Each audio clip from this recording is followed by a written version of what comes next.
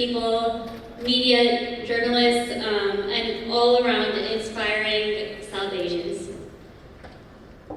To begin, I would like to invite up Mr. Hassan Khalid, President of OPEN D.C. and President and CEO of Pak One Brands, to set the stage for the beginning of what I know is going to be a very powerful weekend.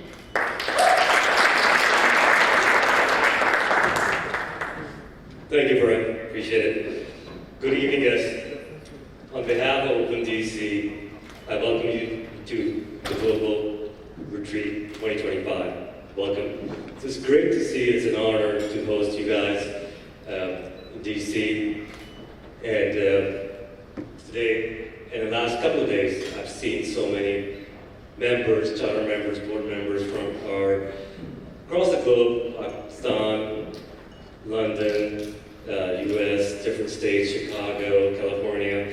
So welcome everyone, welcome to DC, and it's a great honor to host you guys. I'd like to especially thank our chapter leaders and board members that are present today from different chapters.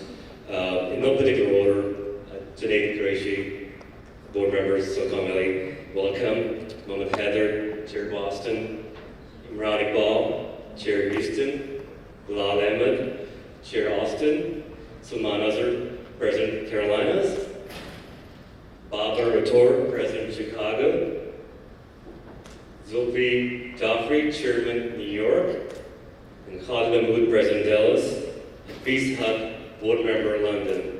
So welcome, and thank you so much for traveling all the way to DC. We also have a delegation from Pakistan, ESCB and Abu Bakr is not in today, but Tech Conference and their delegation from Pakistan. So welcome to DC, gentlemen. And we had a great event yesterday, actually. So we wanted to call them out and thank them for making it to our event. Thank you so much.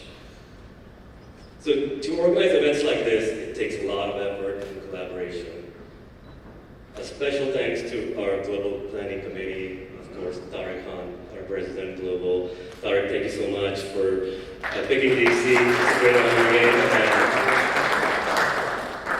Me and Adil, our Chair of Board of Directors, he's been spearheading this since day one. So thank you so much, Adil, for your efforts. And you know, it takes a lot of time, effort to plan these events, and I especially thank the Global Planning Committee, again, Tariq Khan, Amir Jalsa, Dr. Khalid Mahmood, Zulfi Jaffrey, Hassan, Zahid, again, Adil Hassan, thank you so much.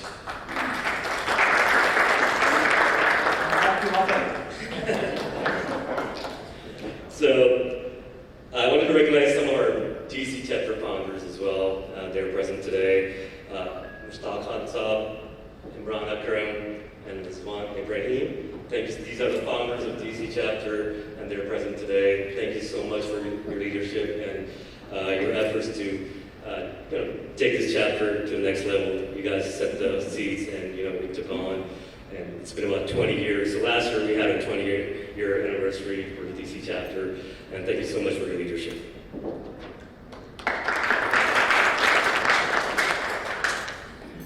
Again, really want to thank our executive committee members and our volunteers. Without them, these events are not possible. In no particular order, Umar Dar, Abdul Qayyum, Nida, Gabriella, Sanan, Zakir, Ruba, Faisal. Thank you so much for your efforts. I know this last 3-4 weeks you guys have been working day and night to make sure everything falls into place and everything's collaborated and the event is flawless. Thank you so much for your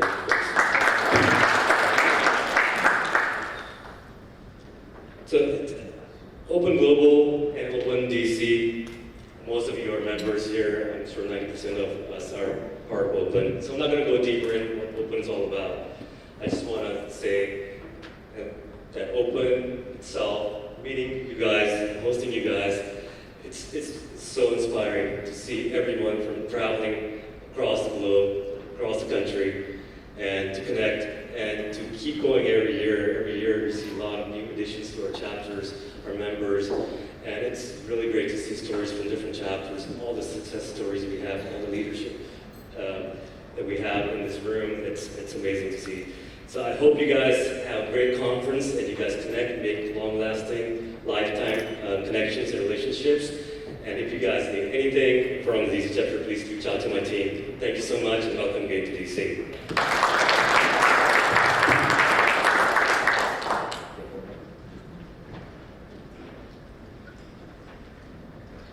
Thank you so much for kicking us off with such inspiring words.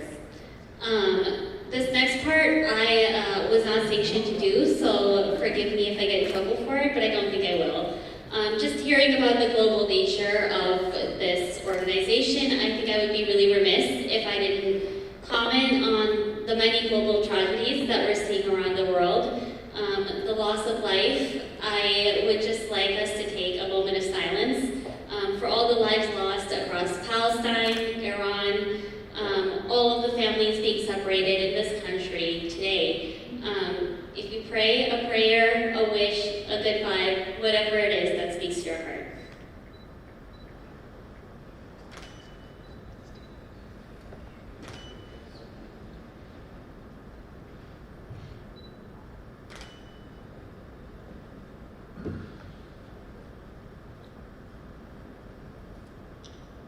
Thank you all. Next, I would like to invite the man, the myth, the legend himself, Mr. Tariq Khan, President of Open Global and Clinical Professor at New York University, to kickstart our retreat.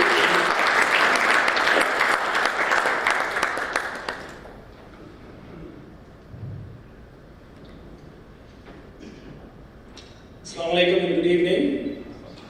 Farah, thank you so much. If my mother was alive, she would be so happy to hear this introduction. So short and so wonderful. I really want to thank all of you. This is really very opportunistic in a way, but selecting a city for Open Global Retreat is a very difficult process. Every chapter, we have 17 chapters globally, from Pakistan to London to US and Canada. And the chapter that says yes, at that time they're very excited, but they don't know what they're getting into. I want to thank both Adil and Hassan for accepting this. And the interesting part is when we are thinking about this, we had to decide a theme of this. And I think it was a brainchild of Adil, that what's going on. And if we can connect with it, we are all living in uncertainty today. Do you guys agree with that? And what happens to you is not in your control at times, but how you react to it and how you come out of it is very much in your control. This conference, the 3 days that we are together, is all about opportunities in uncertainty.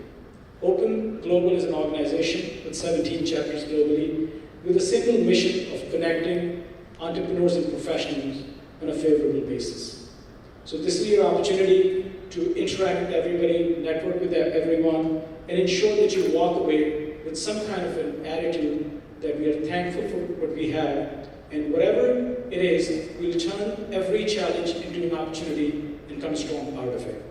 I would be remiss if I don't acknowledge the wonderful hosting of DC chapter, especially Khalid, Hassan, and Adil and your entire team. In most of the events, a person like me comes up and takes credit of it, and this is the person who has worked the least in this. I'm very, very honored that I have so many great leaders to work with. And an organization is only as good as its leaders.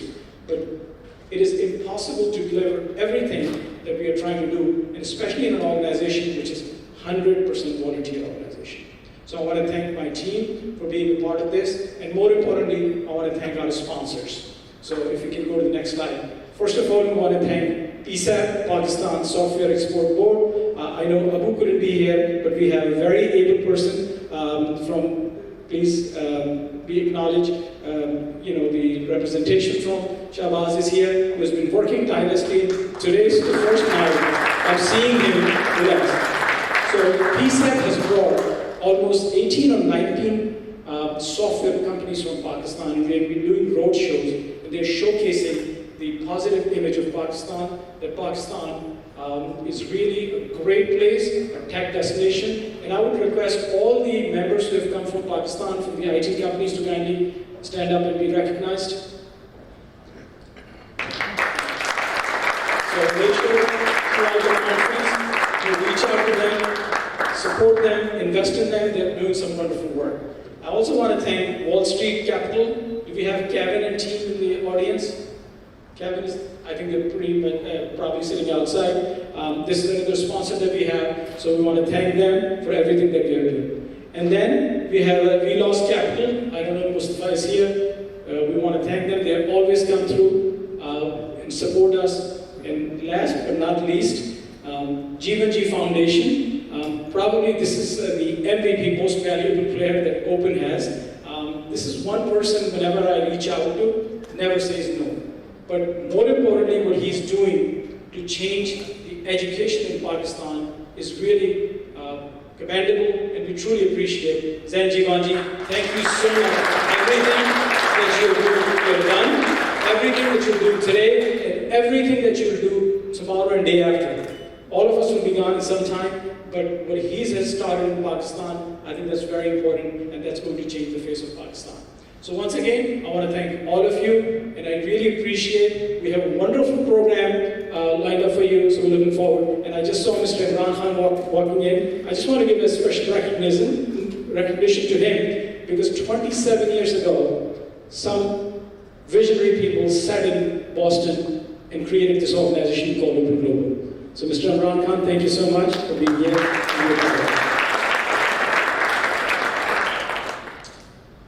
So we have a wonderful agenda planned out for you tomorrow, so I request all of you to make sure that you're here 9 a.m. tomorrow. The breakfast starts at 8, and we have a full day of planning for the event tomorrow and some programming Sunday as well. Thank you.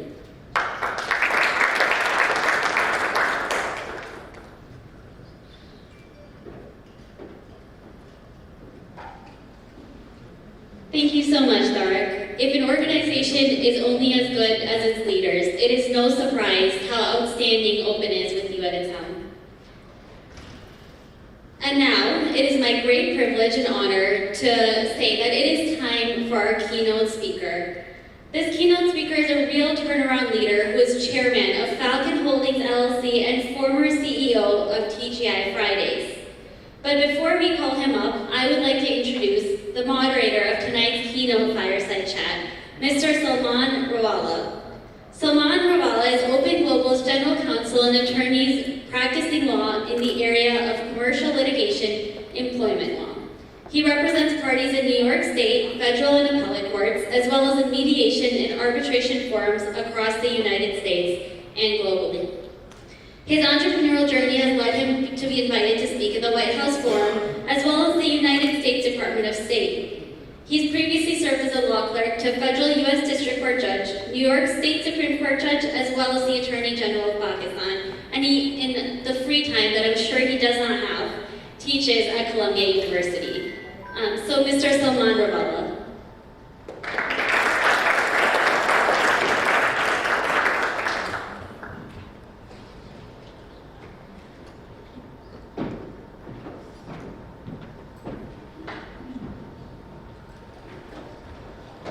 Hello. Welcome and good evening. It's my great pleasure to welcome you to the Open Annual Retreat Kickoff event. We're here as a global community of builders, dreamers, and doers, entrepreneurs, executives, and leaders, united not just by what we create, but why we create it. Open Global has long been a platform for elevating ambition and impact. And what better way to begin this journey, this conference, this retreat, than by hearing from someone who embodies the spirit in every sense, Aslam Khan. His story starts in a small village in Pakistan and crosses oceans, industries, and expectations. Today, Aslam isn't just a business leader. He's a living masterclass in resilience, value-driven leadership, and bold entrepreneurship. Aslam Khan's journey is rooted in people-first philosophy, an unwavering commitment to civility, respect, and courtesy across every relationship. His rise from humble beginnings inspires countless others, and his passion for hospitality is the heartbeat of his enterprise. His philanthropic footprint reaches disaster relief zones to the streets of his home village in Pakistan, where he's built roads, bridges, and medical clinics. The footprint is not just overseas, but also local, right here in our own country. As the driving force behind Falcon Holdings, Aslam led the transformative turnaround of Piccadilly brand, saving hundreds of jobs. Under his leadership, employees are not only empowered to thrive, they're inspired to uplift the communities where they live and work. Aslam's faith anchors his vision. After receiving life-saving lung transplants, he views each blessing as a divine call to service. His life and leadership reflect a simple truth: gratitude, grace, and growth. Please join me in welcoming the Falcon himself, Aslam Khan.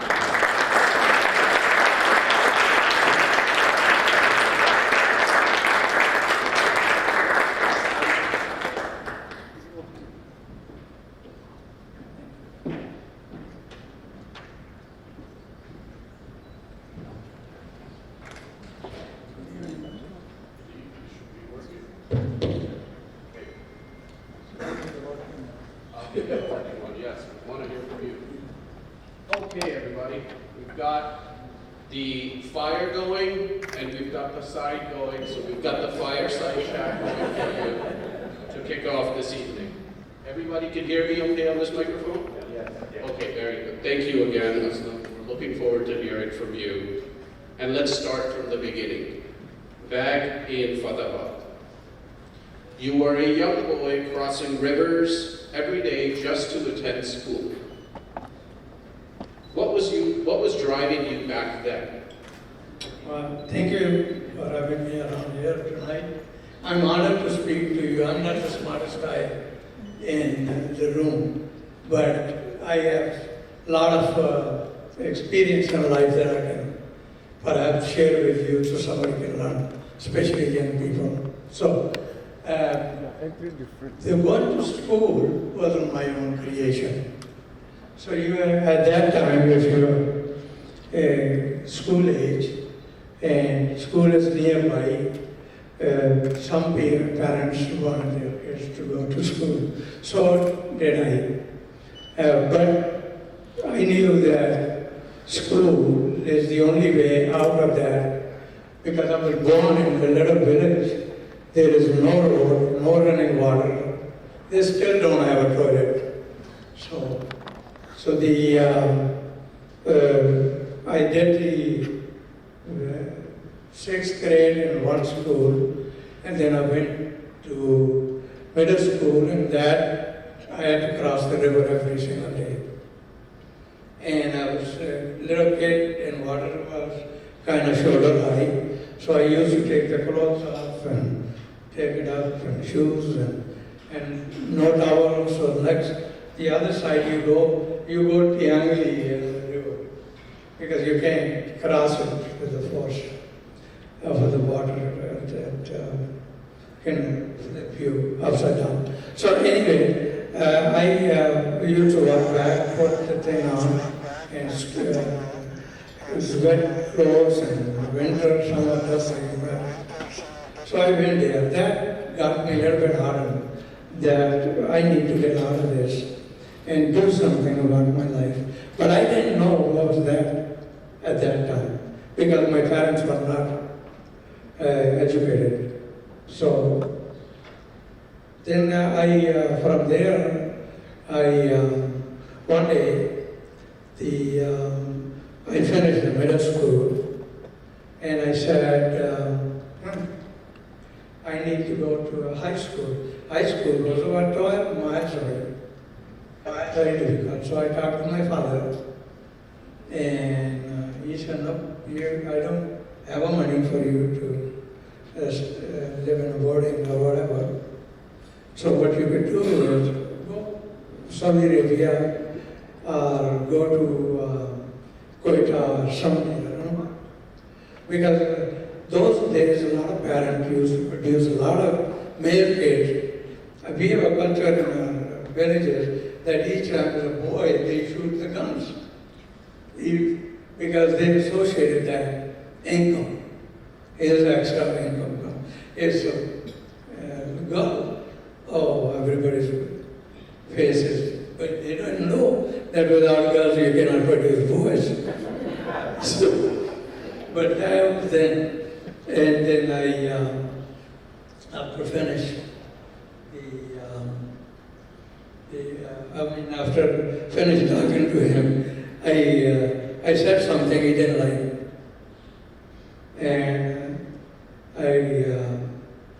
we are looking at each other, and he really punished me a little bit. So I took those days we only used to have one pair of new on Eid. One salwar kameez and one shoes. So the other one was used one, a broken one that you used to wear when your mother washed the clothes and put them for drying. So I took that and left. That was the history of the wedding. So you're arguing and you're fighting with your father, and in this village where you grow up, there is generally a lack of education. How did you know that you've got to get out and do more? How did you say that this is not the world I will be limited by and pursue things beyond what you saw? Today in English, I call it I wanted to change the status quo because I didn't like whatever was there. Village had to offer. But I didn't know what the status quo was. Because for me, it was a life in normal. You get up, you get some paratha or some food or something. Then you come back from school, eat. Your mother put one paratha and one egg in it and put it in her mouth. There were no different carriers those days. So, but I did not know what the poverty is till I did got the job in American Embassy. When did you get that job at the U.S. Embassy? In 70s. Okay. So I got the job there and I looked and I said, God, that must be very poor. Because then I realized what the poverty was. Otherwise, we were normal people.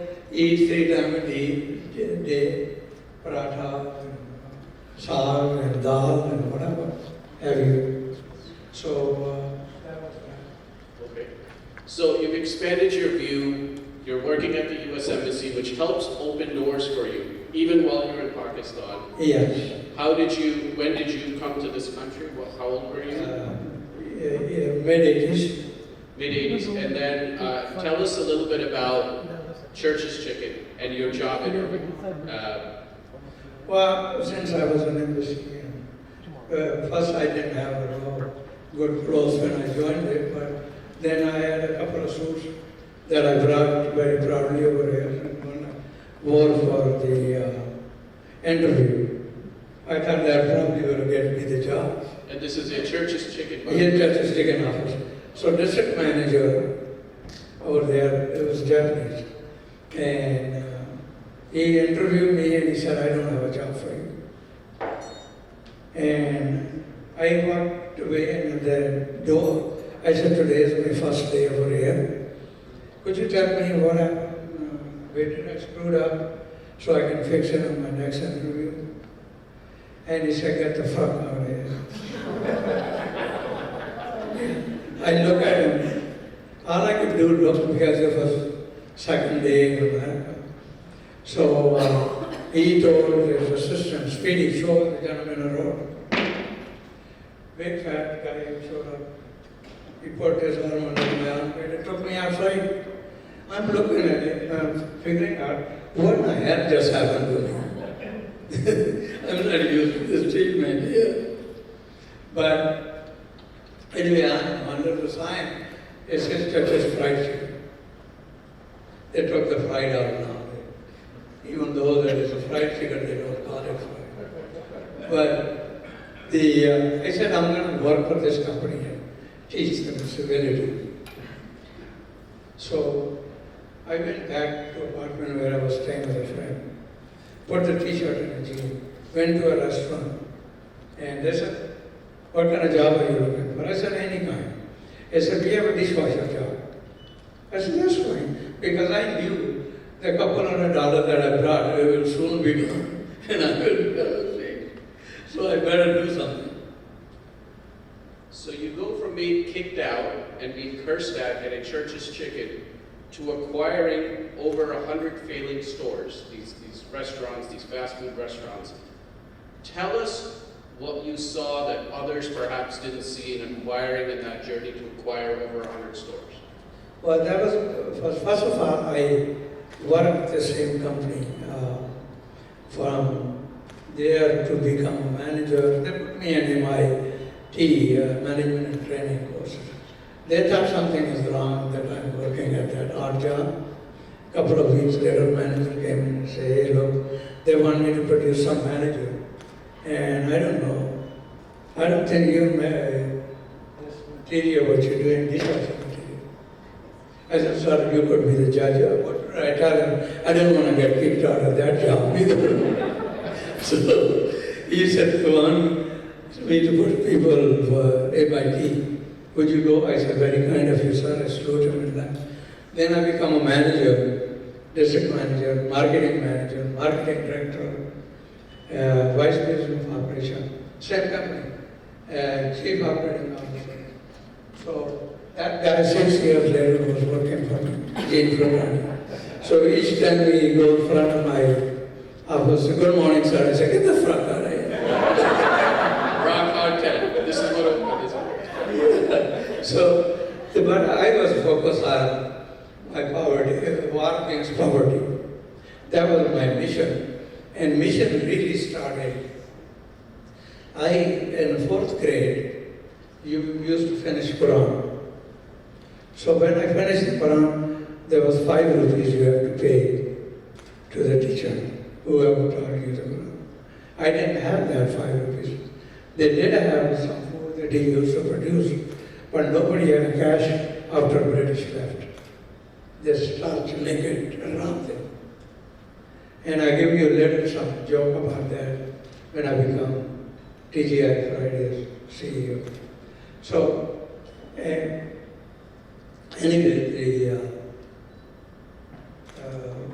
from there, anyway, there was a problem when I got the first. They used to send me to turn around.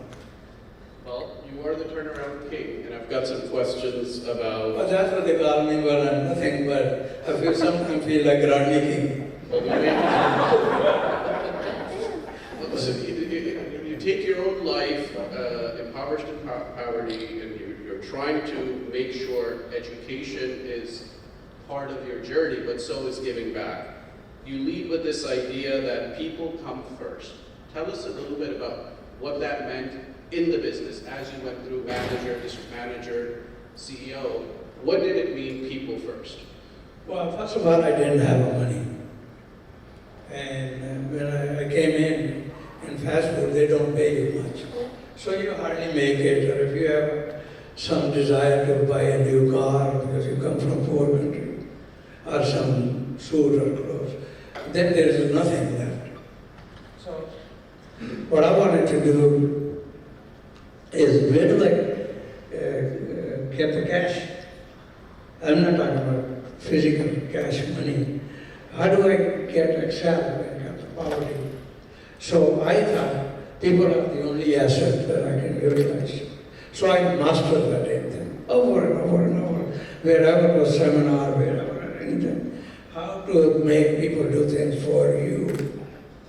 So I learned that what you do is give them what they want and you get what you want.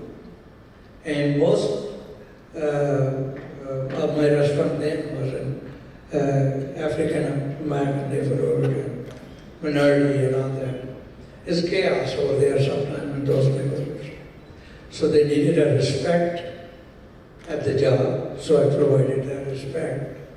And I got famous for that. I was coaching, teaching, making sure I have proper training process. They could do better. If they could do better, I could do better. So small companies, 5 restaurants, 10 restaurants, 20, 30, 100. I've been doing that because money is not going to go to run businesses. That's the job. Money is when you find somebody's problem and solve it.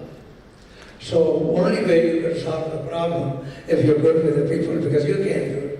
You're just one per hour, per rate, whatever that is. If you can engage thousands of people, that's thousands of dollars. So that's where I picked up people first and learned everything about people. So that I'm gonna have. So that's wonderful to hear. That might be your personal value, people first. But surely, you're talking about poverty and access to cash and finances. That just doesn't just come out of the clouds. You must have worked with financial institutions, banking institutions, and partners who may have said people shouldn't come first. Returns come first. Tell me a little bit about that challenge of seeking funding and working with banks to get to where your goal is, but also keep the people first alignment true. Well, first of all, your work ethic and your own record is very important. It precedes you wherever you go. If people don't know you, what you can and can't do, nobody want to invest. So first investment, when I got 100 cruising store, at that time, 40 years or 30 years ago, $5 million was a lot of money. And these understores was $5 million a year. So I said, how do I turn it around? So I did have what needed to be done. I didn't have money to clean them all up. So I went to get the money from New York. And they checked me out, run some psychology test on me and some. Honestly, that is true. I said, they're psychologists. They think Pakistanis are crazy. So I went there, passed that test for them, and then they gave me the regular test and checked my background and all that. So I passed and they gave me $8 million. It's wonderful. So I cleaned that up, and that business produced hundreds of $millions later, because I kept on buying, selling, kept on buying. Wherever there is a problem, I used to get first call. So you mentioned something about Pakistanis and being associated because your name or our name is often mispronounced because of the way we look, because of our gender, our color of the skin, where we come from, maybe our religion. You still found a place through corporate America to lead as CEO. Advice that you have for folks, especially in this political climate that are challenged, is this truly the land of opportunity, and opportunity especially in uncertainty? Well, in short, I said, don't let it stick. It's up to you. If somebody calls me a son of a bitch, if I'm not a son of a bitch, I shouldn't be bothered by it. Honestly, you are who you are, and you say to it. Why engage these people that they're not going anywhere? And you engage with them, they want to stop you too. Competition always stop you. If probably you know, because you did a lot of deals. Now I do bigger deals, and a lot of fight goes on in boardroom with investors and others. And once you leave, they go for a dinner, laughing, joking, like nothing happened. That's the culture of this country.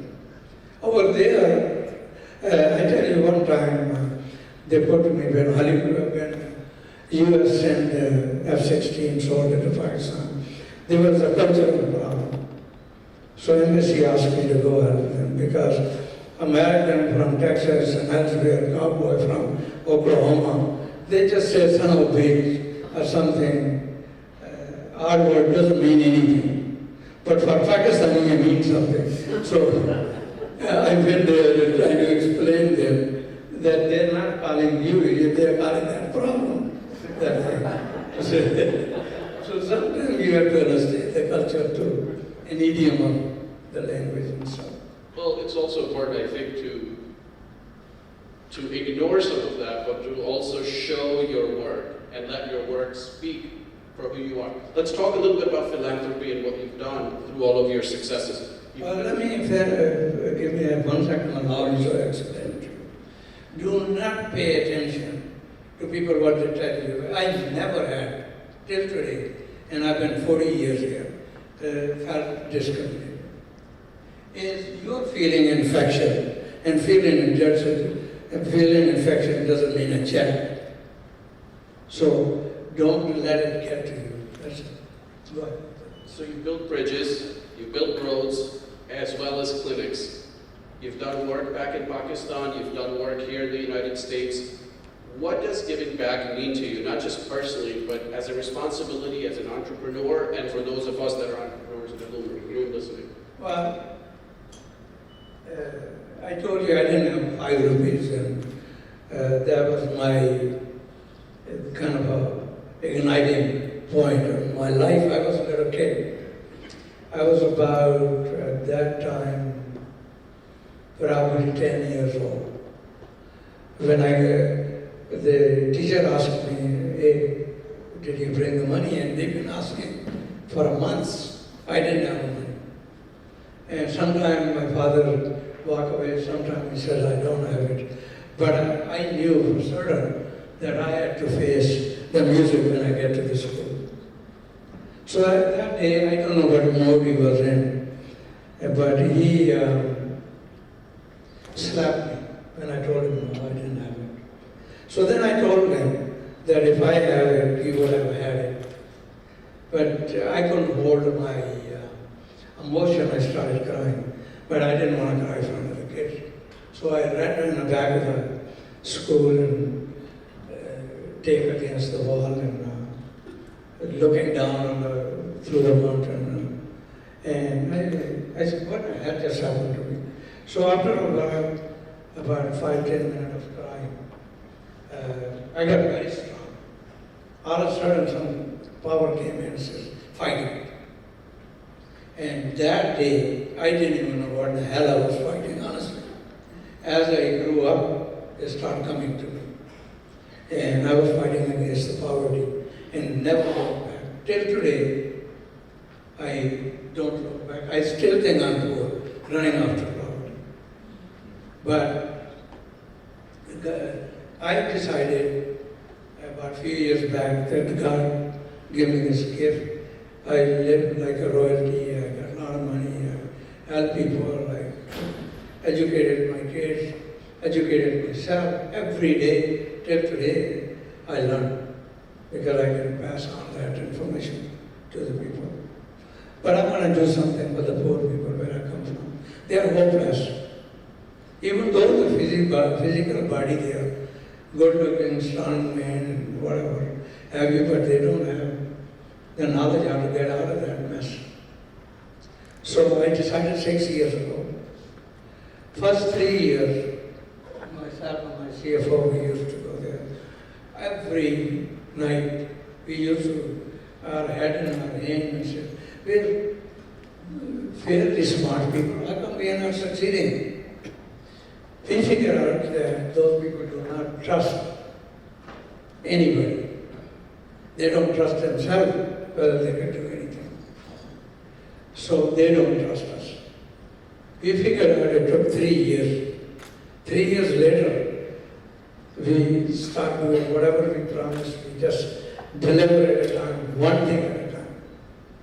And now there's a line. We travel 40 miles, 50 miles long, and people are on the road everywhere saying thank you. We are building clinics, we are building.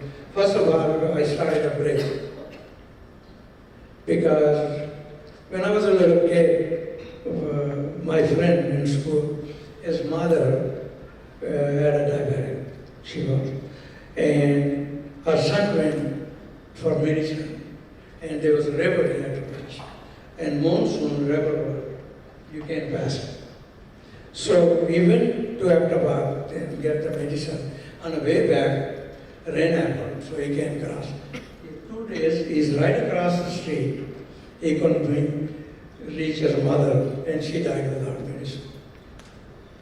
So I said, if I ever little money, I'm going to do something about this.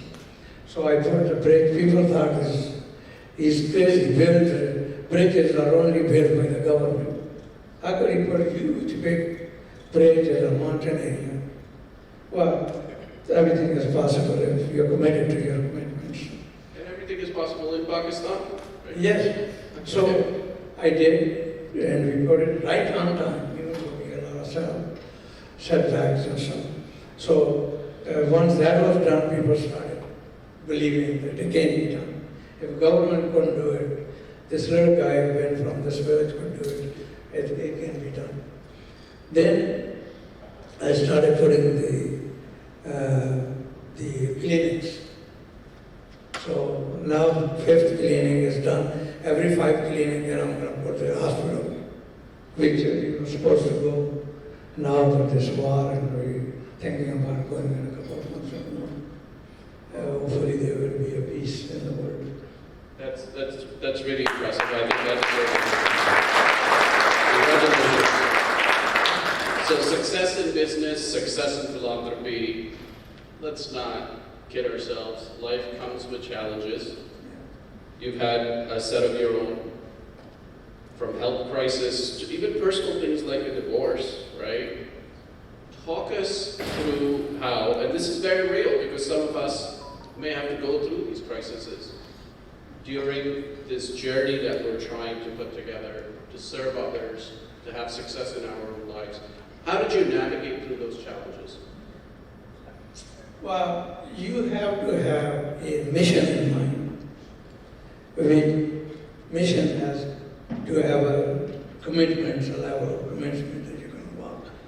And if you're not committed to your commitments, or you don't have a commitment to your commitments, you're never going to do anything. Because everyone in Somalia, I wanted to say, okay, I'm not going to get up. I wish I can sleep 2 hours more. But I forced myself because I'm absolutely committed to cause. And if you're committed to the cause, it's just like people ask me, how come nobody ever went with these Pathan guys in northern Pakistan or Afghanistan? I said they are willing to die. When somebody is willing to die, nobody can win with them.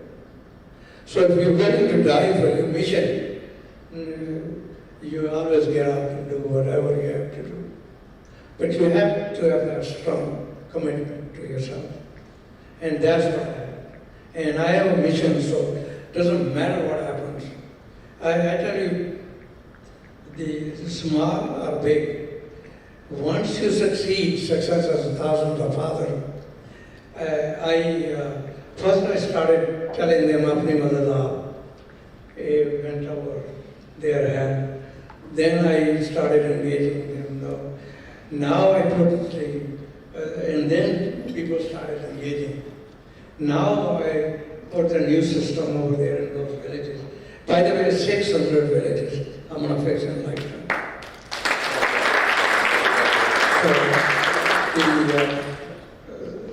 So that I give them inform, influence, and engage these people. They can do it, whatever they can. And then other people come from other places and trying to help them to do things too. So it's not me alone now. And I want to introduce my CFO. Go ahead, stand up and show them. So she goes on all those mountains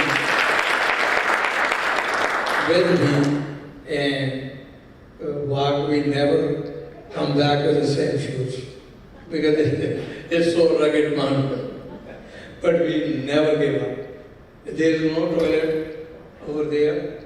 On the way up, it's fine. On the way back, we tell driver, please slow down. Accident may happen. Because what do? You have to deal with all of that adversity. It is what it is over there. But those people are stuck in time. We have to help them. They are good people. Let's just start wrapping up. We've got a lot of young people in the room or around here, and you're going to see them, and you have your own son taking the helm of Falcon Holdings.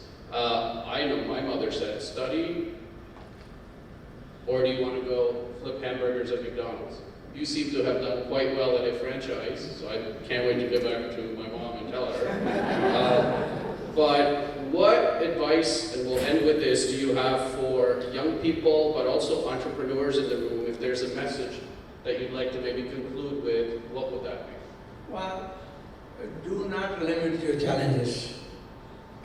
Take the challenges as many as you can. Challenge your limit. There is no limit man has. Honestly, you can do almost anything if you set your mind up. And that's my biggest. And also, in the life, whenever you pick up something, there are a lot of obstacles, setbacks. Continue to be resilient and keep on exploring the God's word. I personally believe there is no problem is a permanent problem till you find a solution. And solution is here. All right, well, let's take this and perhaps give you all the opportunity to ask any questions. Maybe do a quick Q&A for a few minutes, if that's all right. And we have some mics going around in the back of the room. If anybody has questions, please raise your hand. We'll get a mic over. Questions? Khalid?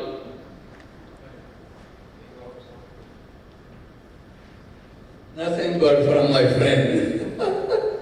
Excellent story. I have heard this before, but I must say, so proud of you as a friend from Dallas. I was going to request if you can share a little bit more details about even though it's very personal about your health, because there's also a lot of challenge for a lot of people that how you have endured through that difficult time as well, if it's okay. So, can you repeat the question? Because echo. Yeah, I believe he was talking about health challenges that you've had and the journey that you've had to go through because of your health challenges, perhaps? Well, there's a lot of doctors, so they know what the challenge is when you have a lung problem. So I did not know what happened to me.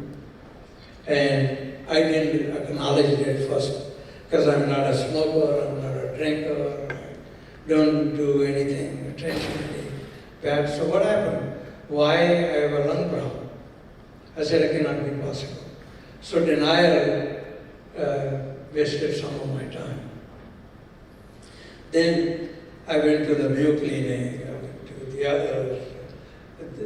Nobody for certain said that they kept on saying that there's something wrong with your lungs. But it was IPF, idiopathic pulmonary fibrosis.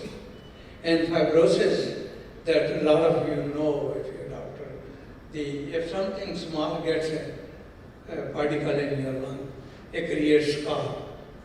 And that scar continues rapidly increase.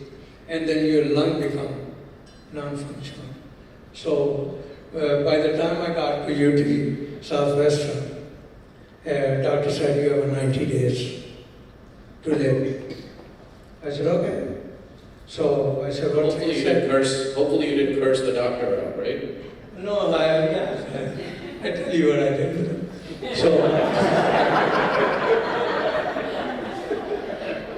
So he said, honestly, by the way, I promise you, I'm not making it up. I'm not afraid of death, because it must come sooner or later. I'm going 80, I'm over 70, so go figure. So I went, I said, look, since you have 90 days left, the normal lung match takes 8 months. And you have another problem.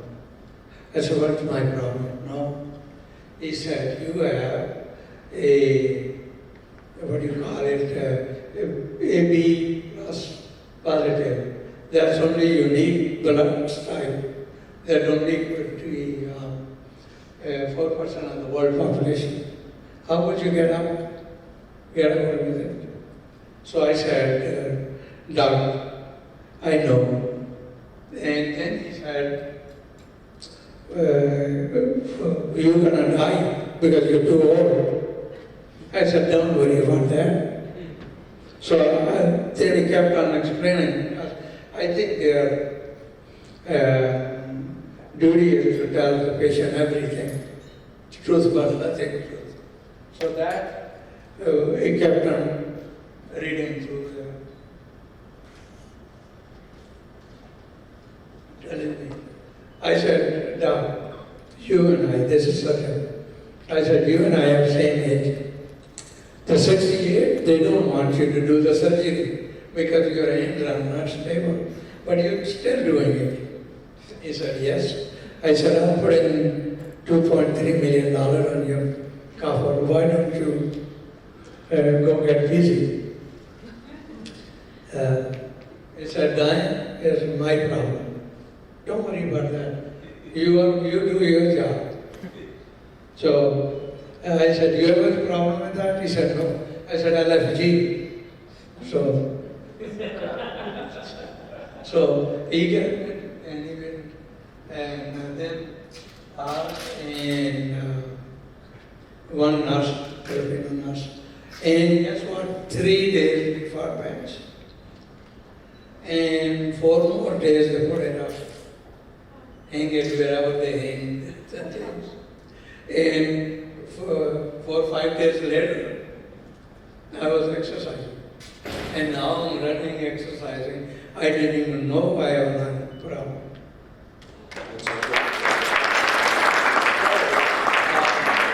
Got maybe room for one more question? One very quick question. And then maybe. Aslam, I'm so proud of you and so proud to be your neighbor. We happen to be in the same town. My question is that if you have to start all over and with no network, what would you suggest to all of us to do it in the first 30 days?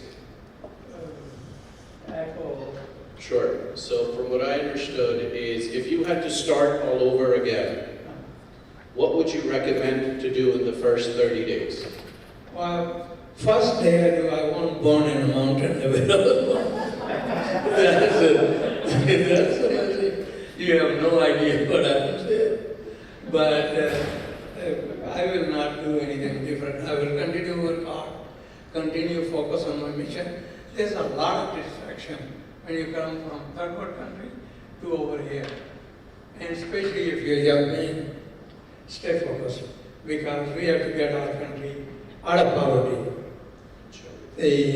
And poverty is curse. I tell people, it makes people do things that they normally don't do. I promise you a lot of people that doing stupid things is not because they have to do them. It's just because the poverty makes them do it. So I was the other day doing math.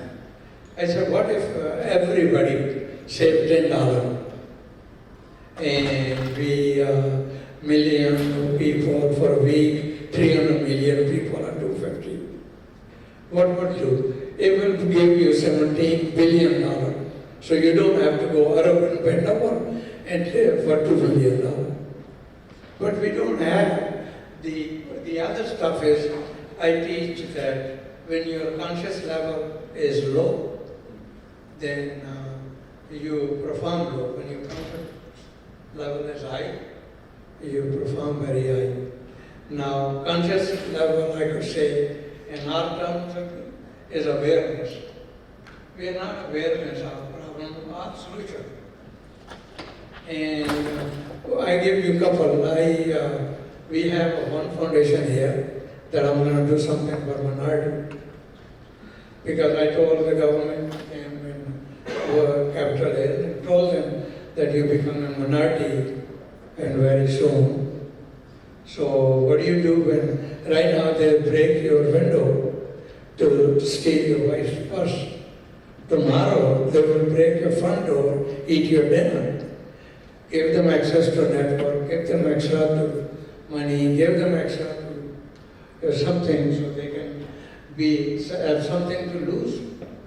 So they don't lose anything. Right now, the people are doing robbery and this and that because they have nothing to lose. I'll give you one quick example. Okay, we'll take this. One, Yeah. one day I was in Chicago and I was right in front of the Rushmore Hospital and we have a restaurant there. So I'm walking around and there was a guy pretty uneasy, going like this. So I went close to him and I said, anything I could do? And he said, no, I didn't want to bother him. I left. And then he continued doing disturbing people. So I showed him I was wearing. I said, I work here. What can I do for you? He said, you don't understand. I said, why? What is that I can't understand? I can help you. He said, no, they just dropped me from jail over here and I have no place to go. I want to eat somebody, I want to go back. So this is our own creation. We have to help those people, don't trap them. Okay, let's move to the last question, please. Do you have a mic? Oh, Yes. In terms of philanthropy, what have you found to be most effective in Pakistan? Specifically, philanthropy, what have you found to be most effective in Pakistan? What? By way of philanthropy, what have you found to be most effective in Pakistan by way of philanthropy? Well, I don't know about that, but I understood that whatever needed in my village, I started from there. That was their need. They don't have access to aspirin. They didn't have access to road. We promise you, they used to take the whatever called patient on the cart. Sure, the stretchers. Our stretcher is a little bit more comfortable. And so on a cart and on the way to the hospital sometimes. So that's what I wanted to do the first day. Now I'm doing the working on 2 years from now with this C1G's help and other. I'm going to put the hospital, mobile hospital. So I go to village to village because I'm working first thing on infrastructure that most of the village I got the road going. And third thing we are doing it, there is a hospital in Lahore, Dr. Shaikh Khan, he's helping. So we are scanning the women in the villages. They don't even know what the cancer is.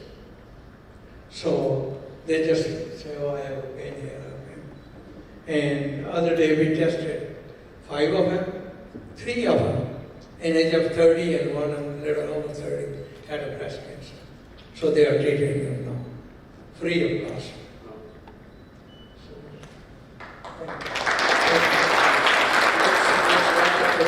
I did want to ask you a question because you're the turnaround king, and I wanted to ask you how we turned around the Pakistani cricket team, but maybe we'll talk about that over dinner. Thank you, Aslam. What a powerful start to our retreat. Your story reminds us that leadership isn't about titles, it's about values.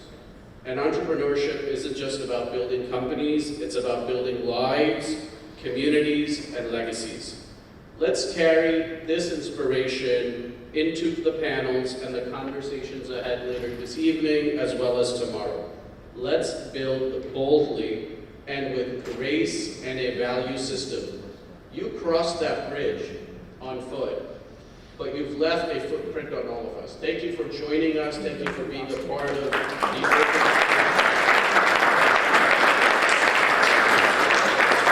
Thank you. I tell you, one little joke that I promised these guys I will tell you. So I become a CEO of TGI Fridays. So after I figured out the ins and outs of it, I went to England. So in England, I had a president who is in charge of overseas all over the world. So he came to pick me up with a lot of other tall British 5, 6 people. I'm a little guy, so some picking up my bag, some picking up my little suitcase and stuff and putting it in limousine. So I stepped back about 10 feet back and I kept on looking up. So this president, his name is Ian, he said, Mr. Khan, everything is okay? I said, yes, sir. I'm just talking, you're gazing at the sky. I said, yes, I'm talking to my grandfather and telling him, Grandpa, you watching, time has changed. Let's change the time.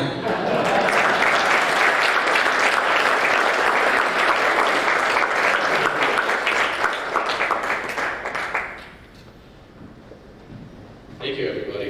It's nice.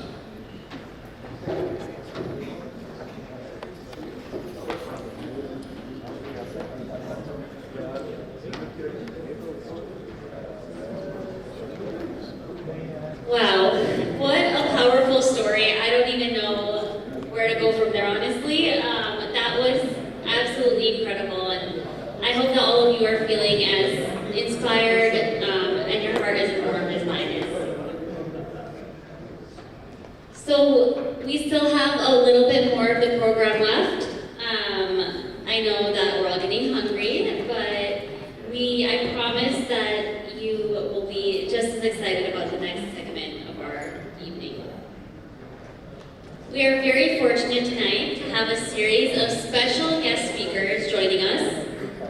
So to start with our guest speaker series, I'd like to invite up the State Senator of Virginia, Mr. Saddam Azlan Salim.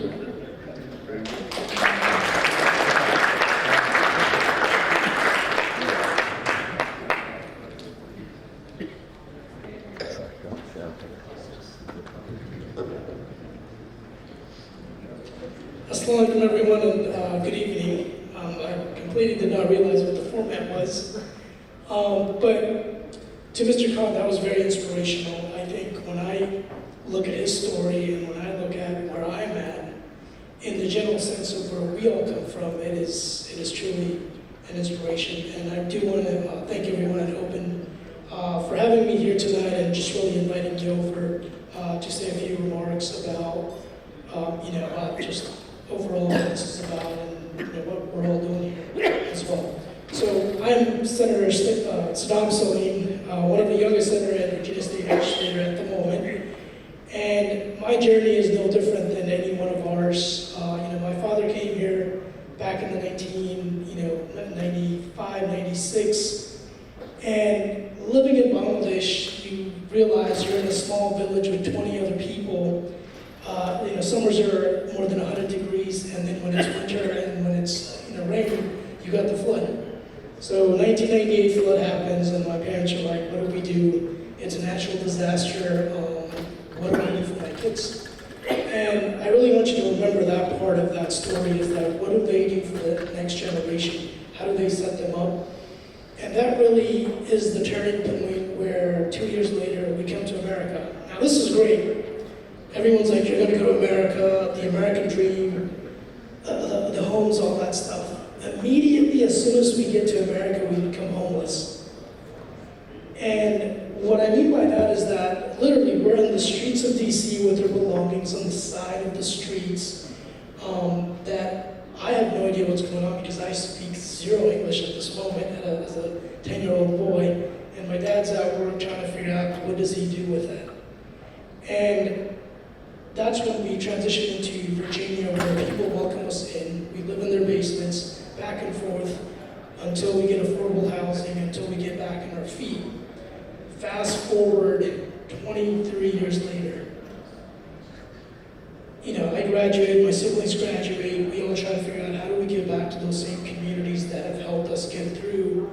And I go, you know what? There's this thing called people are always running for office, they're always getting involved. And I've heard about this, great person that's going to be speaking later on soon, Senator Hashmi, as one of the first Muslims to be in the state Senate. What am I doing with my life that I want to be able to give back instead of trying to just go to work, do what I have to do, and really survive? But in between all of that 23 years, my mom went through a hysterectomy, which in our community we can't talk about women's issue. My dad discovered he has diabetes and none of them have health insurance. So they're going to clinics trying to figure this out. For about 5 years, Mom was in pain until she finally realized she needed the surgery. And we just said, look, this is either going to kill her or she's going to survive.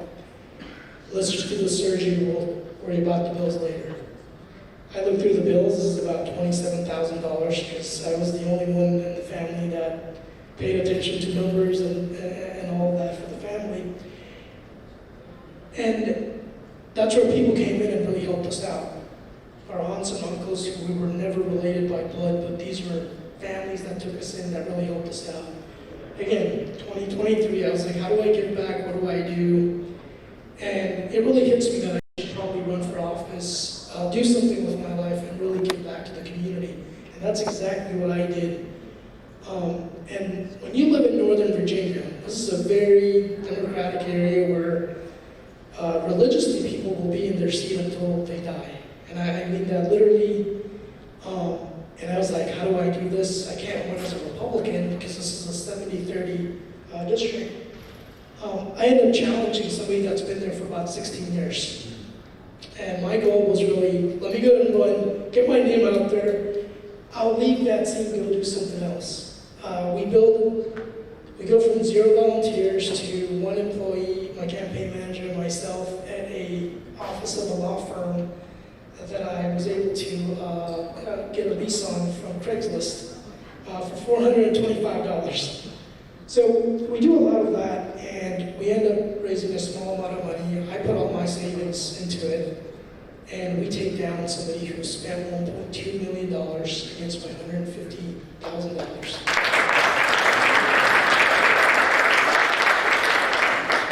Now, here's the part that's really great about this is that we came to America on June 20th, the year 2000. The primary was June 20th, 2023.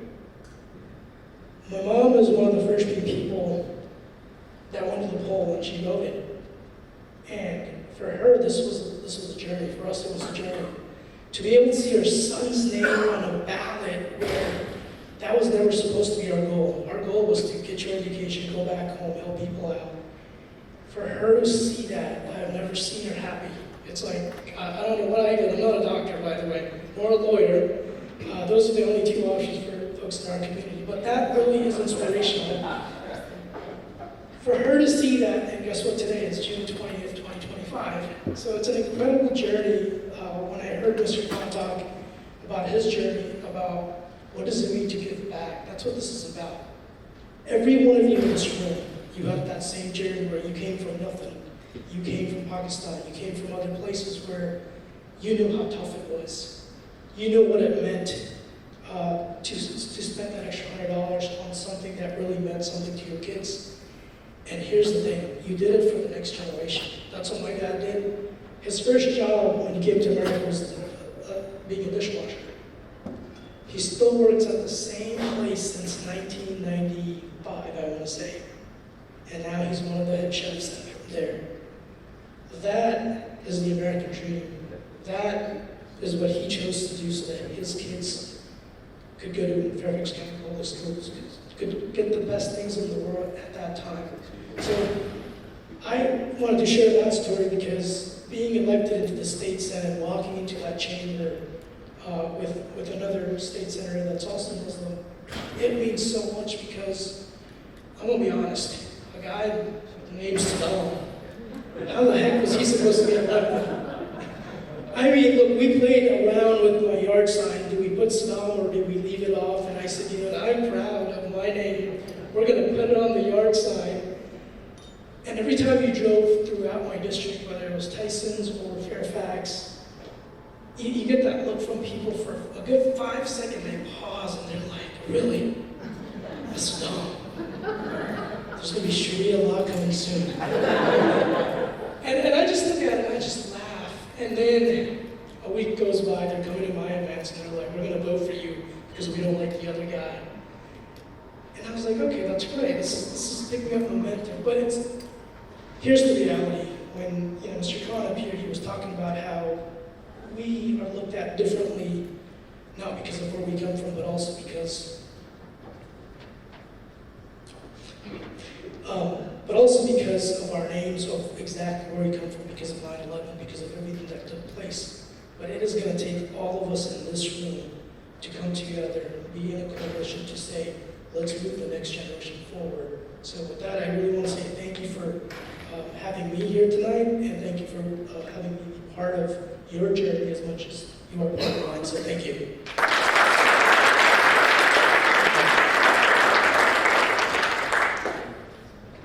For someone who said he didn't know he was going up and wasn't prepared, that was an incredible speech. So now I know how you became a politician. Thank you so much for sharing your journey with us. So a fun fact about our next speaker, as of 2 days ago, she is the first South Asian and Muslim American major party nominee for statewide office in the United States. So I'd like to please invite up nominee for statewide office, Lieutenant Governor of Virginia, Mrs. Ghazala Hashmi.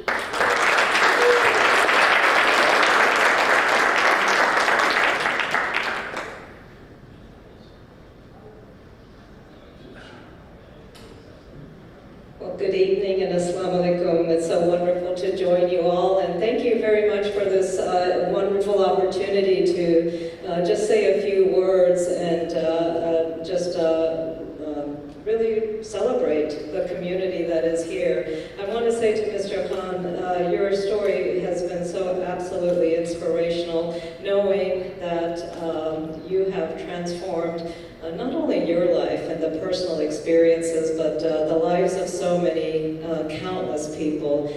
Those are the kinds of stories that really are so impactful and affect the way we look at the world. And one thing that continuously resonated with me as Mr. Khan was speaking was the core idea that poverty is trauma. Poverty is trauma that so many hundreds of millions of individuals throughout this world carry with them. And it is trauma that can be avoided. It is trauma that if we work collectively together, we can address and we can actually improve the lives of people. We can remove that childhood trauma in particular, which actually affects brain development, and ensure that we are seeing a positive opportunity for millions and millions of individuals. And that's really the work that's in front of us, isn't it? So thank you very much for the inspiring story. You just heard from my young colleague, Senator Saddam Salim. You know, when he first joined the Virginia Senate, I used to kid around and say, this is my kid brother. And then the harsh reality hit me. I was old enough to be his mother, and so I can no longer call him my brother. I have to call him my beta. It is just wonderful to join you. We're talking a lot about journeys, and I'll just share very briefly, because I know dinner is on its way, my own improbable journey to where I am today. You see, I was a mild-mannered English professor for 30 years. I taught American literature in Virginia's colleges, and I really had not planned to run for office. But my journey actually began a long time before that, and that was part of my father's journey, my mother's journey, as each of our journeys are inextricably connected to our parents and our families. You see, and I'm going to give away my age, in 1964, my father was a humble professor living in Karachi and teaching political science, and one hot day in July, my dad received 2 telegrams at the same time. One telegram said, "Congratulations, you have received a fellowship to come to the United States, to the University of South Carolina, to complete your PhD program." He opened the other telegram and it said, "Congratulations, baby daughter, all is well." And that baby daughter was me. So he had a dilemma in front of him. He had 2 telegrams that essentially charted 2 different pathways for his life, that he could stay in Pakistan and be with his small family and continue to live the life that was in front of him, or he could set forth for the unknown, for a hard and difficult journey by himself, because he couldn't afford to bring my mother, my older brother, and me with him as he worked on his graduate degree. And so he made that very, very difficult decision, and that decision made all the difference. And so when I decided to run in 2019 for the first time for political office, I looked to my father for inspiration, because he made those hard choices. And sometimes we have to make those hard choices because we know that there are bigger things in front of us, that we have a responsibility to impact the world and to make life a little better for other people around us. I knew I couldn't sit still when Donald Trump was elected and saying that Muslims ought to be banned, calling people who look like us and came from parts of the world that did not fit his concept of what was good and true. I had to respond to those stereotypes. I decided to run for the state Senate seat in the Richmond area. My tagline was, Ghazala Hashmi is an American name. That tagline resonated because people around Virginia understood what that meant. It was an improbable journey. I wasn't supposed to win. I flipped a long-held Republican seat, and I brought in a majority into the Virginia Senate. And then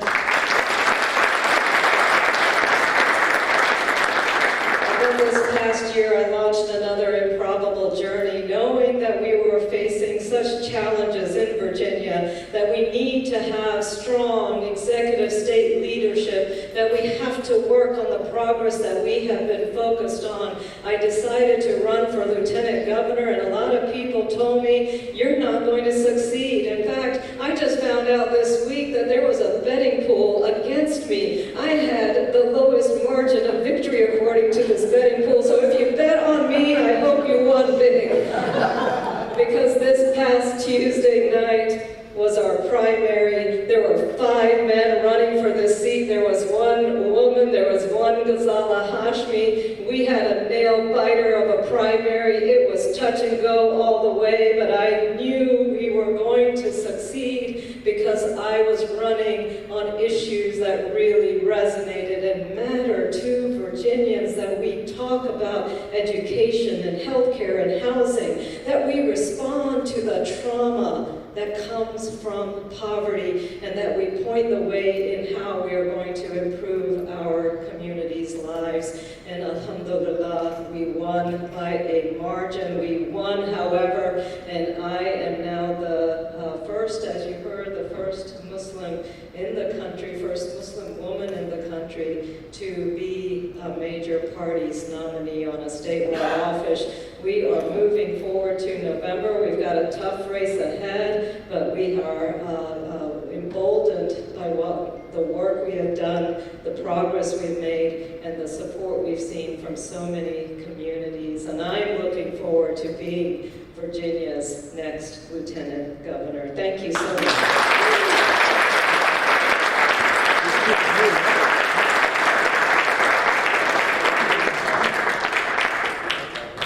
Okay, so I don't know about you guys, but I'm going to start figuring out how I can move to Virginia before November so I can vote for you. Ghazala Hashmi is an American name. I really love that. That's powerful. Thank you for sharing your story and your journey. I'm going to start saying Farah Chalisa as an American name because I forget that, and it's really important to remember. So, before we wrap up, we have one very, very important segment of the evening left. So I would like to actually invite back up Mr. Tariq Khan and Mr. Hassan Khalid. They are going to be presenting the award to recognize outstanding contribution to Open. As they make their way up here, I'll tell you a bit about the winner, the awardee, the winner of this award. So just a moment, please. I seem to have lost my notes.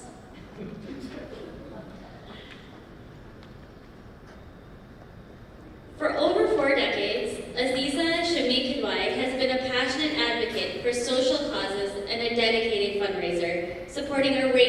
U.S. and Pakistani charities from her home base in Washington, D.C. Inspired by her parents' emphasis on giving back, Mrs. Kidwai has made philanthropy a central part of her life's mission. Her charitable efforts have supported numerous organizations, and if I were to list them all, I think we would be here for far too long, but that should give you an idea of how large the number is. In addition to her work with Pakistani charities, she supports several U.S.-based organizations, serves on the board of directors of well-established nonprofit organizations, and has recently celebrated the 50th anniversary for Friends of Pakistan Club, the American Pakistani Women's Association, and Eye Care Foundation USA. She is also the leader of TCF USA and founder. Mrs. Kidwai was instrumental in grassroots fundraising efforts across the U.S. for the Citizens Foundation, TCF, which has now grown into Pakistan's most respected education-focused NGO. It is a member of the prestigious Clinton Global Initiative and recipient of the Schwab Foundation's Social Entrepreneur Award in 2015, a top 10 finalist for the OECD DAC Prize and a UNESCO Confucius Prize for Literacy winner. She served on the board of directors for TCF USA and continues her involvement as a senior advisor to the board, and currently serves as president and coordinator of the TCF Washington D.C. chapter. Under her leadership, it has grown into a truly women-strong organization. By ensuring 100% female faculty, TCF has overcome one of the greatest barriers to girls' education in Pakistan: parental resistance to sending daughters to schools staffed by male teachers. In addition to her work with TCF, Mrs. Kidwai is the founder, trustee, and president of the Hunar Foundation USA, where she also serves on the board of directors. Her leadership continues to drive the foundation's mission of empowering youth through vocational training and life skill development. So I'll hand it off to Mr. Tariq Khan and Mr. Hassan Khalid to award her award. I have been told that she raises over $5 million every year.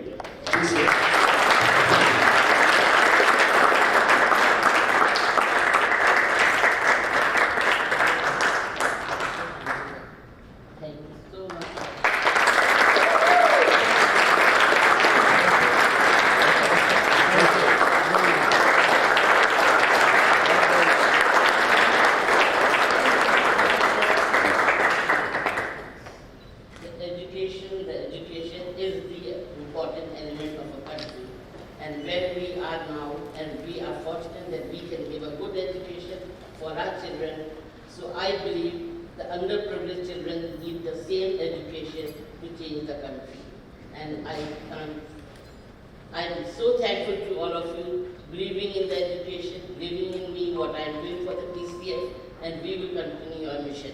Thank you very much.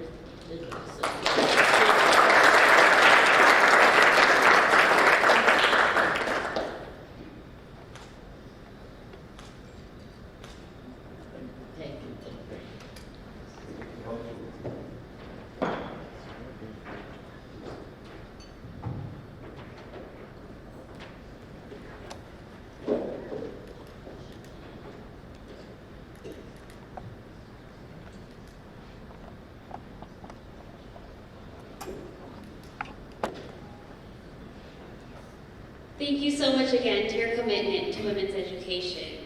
Girls like me all around the world are grateful for your commitment to ensuring that we have every right to education and that we get to be standing up on podiums in front of all of you, getting to moderate sessions like this. So thank you.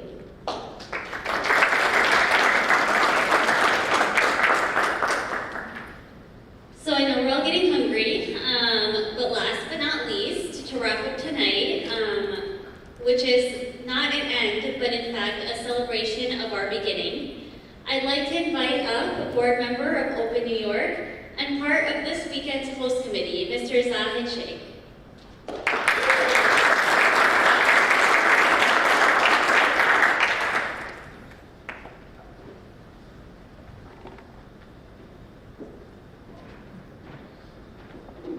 Thank you so much, everyone, for coming.